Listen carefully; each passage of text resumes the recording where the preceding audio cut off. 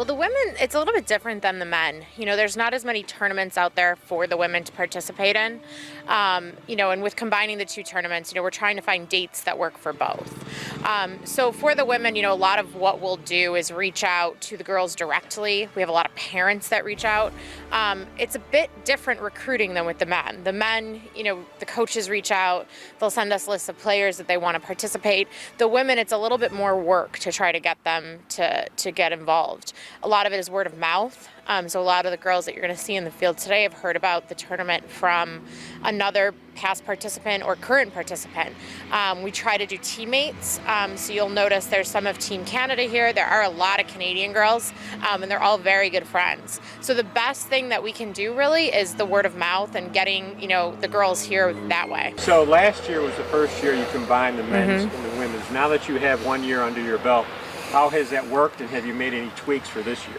Yeah, I think it definitely did work. I think that, the tweaks that we made this year, I think last year the schedule was very different. So we had the women going out first one day, and then we would swap it, right?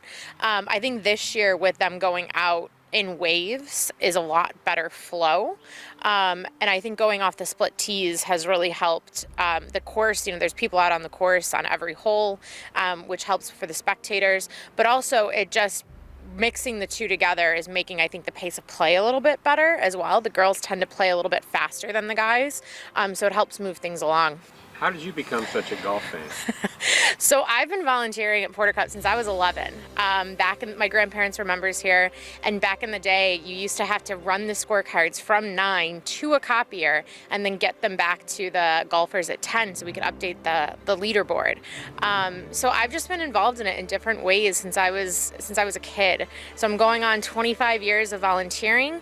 I became the tournament director for the women's tournament about 5 or 6 years ago. Fred Silver asked me to step up and take a bigger role within the women's tournament. And then when Dina and Mike stepped aside and they asked Marty and I to take over both divisions, it was a great honor to do so. I love golf. I don't play as much as I'd like to, but I do watch it. I'm following the Open right now, trying to see, the old Porter Cuppers that are up there, in first and second place, which is always good to see. But I love the game. I love watching it, and maybe one day I'll play more.